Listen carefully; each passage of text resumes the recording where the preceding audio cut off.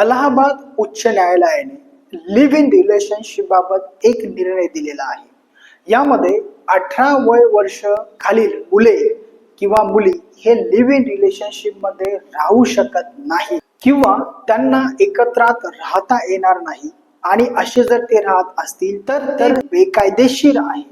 त्यामुळे 18 वर्षाखालील मुले मुली जर लिव्ह इन रिलेशनशिपचा विचार करत असतील तर ही बाब बेकायदेशीर आहे व त्यांना कायदेशीर संरक्षण दिले जाणार नाही किंवा मिळणार नाही।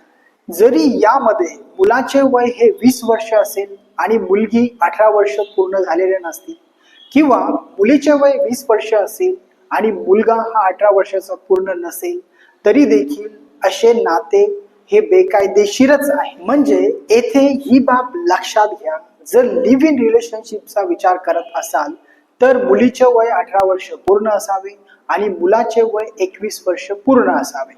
त्यामुळे जर कोणी कायद्याचे उल्लंघन करत असेल तर त्यांच्यावर फौजदारी गुन्हा दाखल होऊ शकतो, ही बाब लक्षात। आणि अजून एक बाब लक्षात घ्या की लिव्ह इन रिलेशनशिप म्हणजे एन्जॉय नाही, ते एक नातं आहे। फक्त त्यामध्ये लग्न हा प्रकार नाही।